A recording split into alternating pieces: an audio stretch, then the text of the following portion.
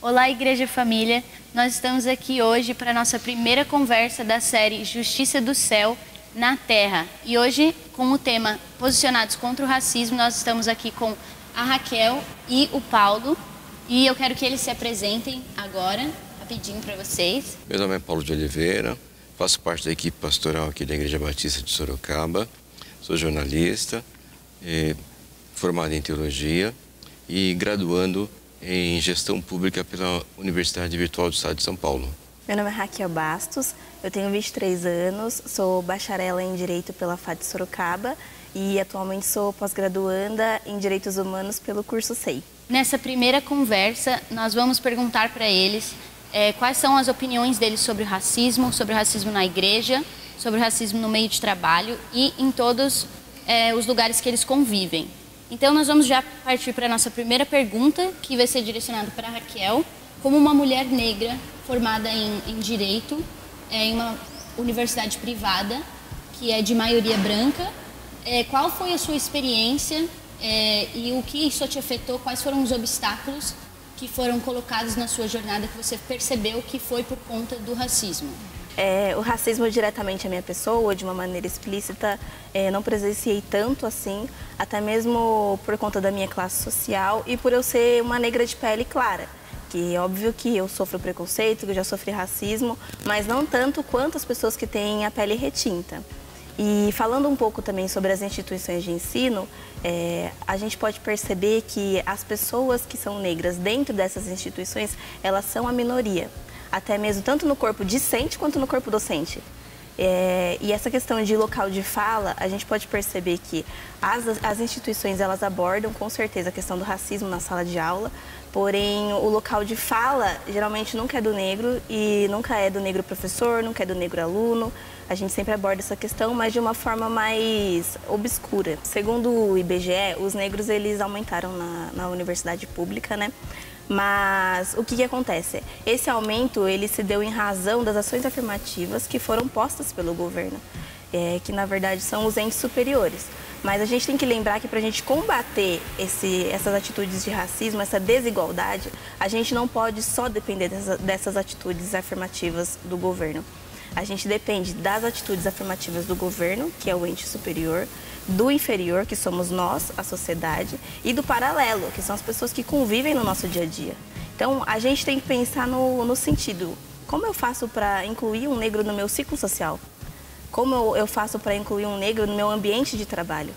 Como até mesmo no ambiente acadêmico, como que eu faço para incluir pesquisadores negros nesse meu trabalho? Então, a gente precisa combater isso num todo, que é uma questão fora das instituições, é uma questão que tem que ser abordada pela sociedade, pelas pessoas, em todos os âmbitos. E como alguns sabem, o Paulo Oliveira, ele trabalhou na Polícia Civil durante 31 anos e a pergunta que a gente tem agora é uma pergunta mais voltada para o sistema carcerário. E os dados mostram para a gente que mais de 60% da população carcerária ela é negra. E com esses dados, vocês acham que esses dados eles refletem o fato do Brasil ser um país extremamente racista, de um sistema carcerário extremamente racista? Qual a opinião de vocês sobre isso? Bom, primeiramente o Brasil ele não é um país extremamente racista. Ele sim é um país que tem um racismo estrutural e um racismo velado. Pensando na questão carcerária, onde a população maior é negra, nós temos que também refletir na história. Quando os negros foram libertos da escravatura, simplesmente ganharam a liberdade, mas não tinham condições para trabalho, não tinham condições onde morar e nem o que fazer. Aí o que eles ficaram? Eles ficaram marginalizados. Se nós agora acompanharmos o avanço da história, então, essa marginalização já vem realmente acompanhando o negro há muito tempo, né? E se pensarmos na atualidade, o preconceito com relação à pessoa negra ainda permanece. Permanece no trabalho, permanece na escola, permanece até mesmo no entretenimento que ele estiver. E isso faz com que ele lá fora ele seja olhado sempre em segundo plano, né? Até numa abordagem policial, até mesmo onde ele estiver comprando alguma coisa, ele sempre é olhado escuso. Então, esse racismo, que eu chamo que é velado, ele não pode ser suportado, ele tem que ser eliminado. Dessa forma, a gente vai ver realmente que o negro, para ele ter uma ascensão na sociedade, ele tem que se preparar muito mais para ser alguém na sociedade, né?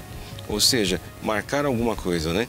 E a população carcerária, ele está lá porque faltou oportunidade. E é isso que é um ponto X. Qual a oportunidade que o negro teve desde a libertação do escravo até hoje? Qual é a facilidade que ele teve realmente para poder conseguir algo na sociedade ou não? Ele teve a oportunidade de boas escolas? Ele teve a oportunidade de uma universidade? A ascensão dele no meio profissional é igual a outra etnia? Então, o que acontece? Como ele já está regrado a um segundo plano, infelizmente, ele realmente não tem ascensão. Aonde ele for, ele vai sempre ser descriminalizado. Aí o que acontece, como aí realmente ele não consegue avançar na sua perspectiva de vida, acaba indo para o crime. Por quê? A falta de oportunidade. Aí acontece, na rua, o negro sempre vai ser olhado por uma visão, além de discriminatória, até vexatória. E dessa forma, aonde ele for, ele sempre será realmente olhado por uma forma de um ser inferior. É chato dizer isso, mas é verdade. Então, o que acontece? A população carcerária cresce por causa disso, a falta de oportunidade. Só lembrando dos dados, né, que foram apresentados, que 60% da população carcerária é negra. E isso também decorre muito da questão da identificação do suposto réu. A gente tem vários casos que foram apresentados na mídia de pessoas que foram reconhecidas pela vítima apenas por questão de fenótipo. Pessoas, elas são reconhecidas através das características físicas, por questão de cabelo, por questão de cor de pele. Ah, eu reconheço o suposto réu ou a suposta ré porque ele tinha tranças, porque ele usava dreads. Então a gente tem que pensar, 60% da população carcerária são pessoas negras. E esse número ele é alarmante até mesmo por conta de reconhecimentos que foram feitos de maneira injustas, entendeu? E Paulo, na sua opinião, a igreja brasileira, ela combate o racismo ou não? E quais seriam algumas formas que podem ser implementadas na igreja para combater o racismo? Primeiramente, parabenizo pela pergunta. Foi muito bem feita, muito bem elaborada. A igreja brasileira, realmente, ela não combate. A igreja brasileira, pelo contrário, ela se torna neutra. E a forma de inclusão seria realmente trazer à tona esse assunto, mostrar para os cristãos que isso é pecado. Que o Senhor Jesus Cristo, ele jamais concordou com qualquer tipo de segregação. E jamais fez acepção. Pelo contrário, ele foi aonde o povo estava.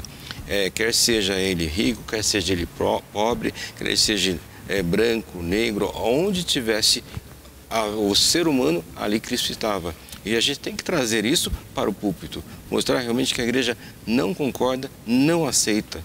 E pelo contrário, nós temos que realmente ir à frente, mostrar realmente para a sociedade em geral que todos são iguais perante a lei e principalmente diante de Deus.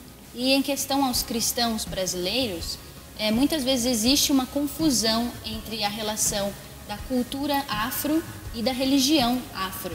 Eu queria que você falasse um pouquinho disso para a gente. Bom, a cultura afro, primeiramente, ela é muito rica. A cultura afro, realmente, ela demonstra vários fatores que a sociedade africana viveu, passou, inclusive, até hoje, observar, tem remédios naturais que vêm daquela época, né? Com relação à religião, há uma rejeição, por quê? É importante a pessoa saber realmente que o ser humano ele tem o direito de seguir a religião que ele quer e não forçar com que ele aceite. Um exemplo que eu vou deixar bem claro, eu fiz parte do movimento negro uma determinada época e eles falam assim que o negro tem a sua própria religião. Ele está errado. Porque Deus, realmente, quando ele veio ao mundo, ele veio para todos. E nesta forma, eu quero deixar bem claro que, com relação à cultura afro, ela é bem aceita, ela é bem explorada, ela vai realmente de geração em geração, ela tem que ser estudada, ela tem que ser avançada e elevada. Com relação realmente à religião afro, a gente tem que observar realmente que tem que ser respeitada, mas você não pode impor, você não pode fazer com que o outro negro aceite, ele tem a liberdade de seguir aquilo que ele quer. Os cristãos, ele tem que ser realmente autêntico e respeitar também aquele que tem a cultura afro. Nós sabemos que a representatividade ela é uma grande parte no desenvolvimento de um ser humano e eu queria saber o quanto a falta de representatividade negra afetou vocês no entretenimento, na política, em posições de liderança e, entre outros, em locais que vocês frequentaram, o quanto isso afetou vocês. Com certeza, essa questão da representatividade, ela influencia e sempre influenciou, até mesmo no âmbito social, no âmbito acadêmico. Posso falar um pouquinho a respeito da própria profissão que eu escolhi. Quando a gente ingressa na faculdade, a gente sempre almeja aqueles cargos de juízes, de promotores, de defensores, que são cargos que são extremamente dificultosos, né? O passo a passo para você conseguir alcançar esse cargo. E a gente vai percebendo que ao longo da faculdade a gente não vê realmente pessoas, juízes, promotores que são negros. Em 2016, o CNJ ele publicou um censo do judiciário informando dados que foram extremamente alarmantes, pois desde 1955 não houve nenhuma mudança de representatividade nesses cargos que eu falei, de juízes e promotores, que são cargos que são um pouco mais complexos. Então, a gente já percebe a falta de representatividade nesse âmbito através desse dado que foi oferecido para a gente. Vale ressaltar também que, com certeza, a gente tem o nosso local de fala, ainda mais quando a gente trata de assuntos sobre racismo, no mês próprio da consciência negra. A gente tem a aptidão para falar sobre esses assuntos, mas a gente tem que lembrar também que o negro ele é apto para falar sobre qualquer tipo de assunto, desde política, economia, questão social. Então, a gente tem que ampliar o nosso rol e incluir essas pessoas para falar sobre esses assuntos, que também são assuntos mais complexos. Porque, com certeza, nós somos aptos para falar desde um assunto que seja do dia a dia até assuntos que envolvam um conhecimento mais elevado. E ainda dentro da representatividade, eu queria saber se vocês se sentem representados na igreja e também na comunidade cristã que vocês frequentam. Infelizmente, na comunidade cristã, eu particularmente não me sinto representada. Ainda mais quando a gente fala de igrejas que são maiores, que são mais frequentadas, mais bem vistas. Por mais que elas envolvam, né, um projeto social que seja voltado extremamente para essas causas, para essas pessoas, muitas das vezes a comunidade em si, ela demonstra um racismo totalmente velado. Por mais que elas não explicitem esse racismo, né, elas agem de uma forma que demonstra o desprezo, demonstra a superioridade. Então, é difícil você viver numa comunidade onde você não se vê. Se nós pensarmos em questão de representatividade de pastores negros na igreja cristã, tem, mas são poucos. Se nós observarmos também a questão de representatividade de pastores negros em megas igrejas no Brasil, é muito pouco, quase que zero. Se nós compararmos com os Estados Unidos, é diferente.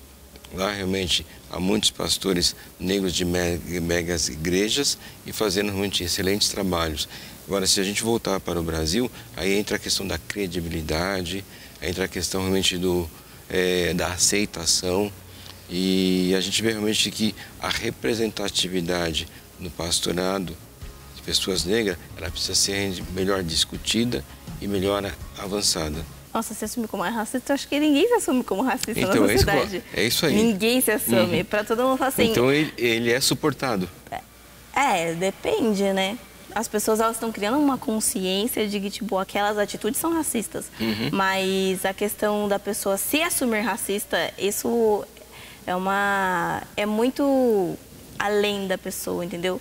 Ela não se assume racista, mas ela fala que a mãe dela é racista. Uhum. Ela fala que o pai dela é racista, que o amigo dela é racista, mas ela em si não, entendeu? Por mais que ela tenha essas atitudes do racismo estrutural em si e do racismo velado, mas ela em si, ela nunca vai assumir isso. É. Entendeu? Eu acho Porque que eu vejo, eu estava pensando aqui, agora falando da questão política, né?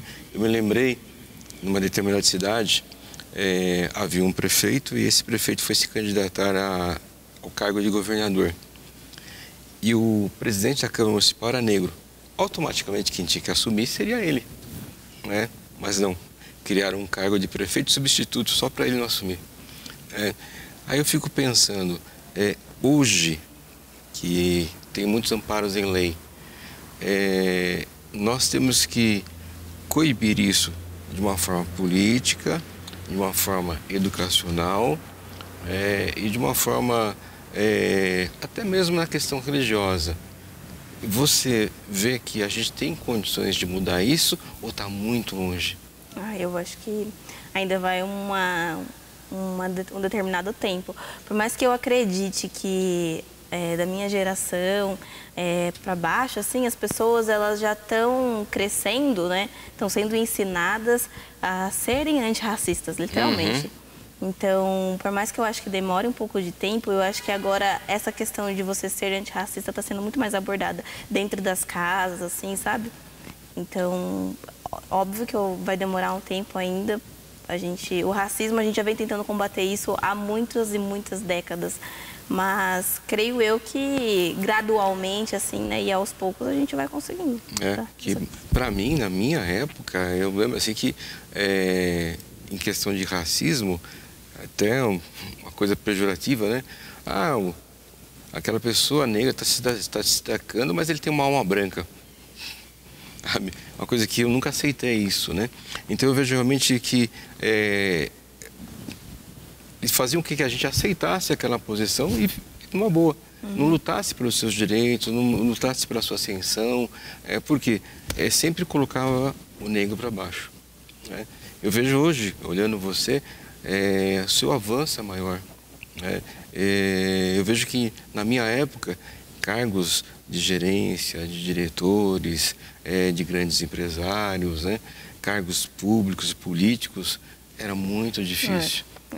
Hoje, eu acho que você está, assim, a sua geração tem muito a alcançar e avançar, mas não pode, de jeito nenhum, aceitar, tem que lutar.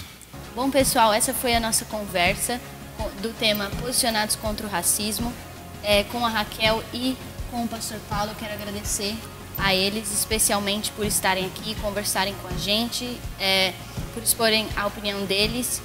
E é isso, nós nos vemos na próxima semana com mais outro tema para nós discutirmos.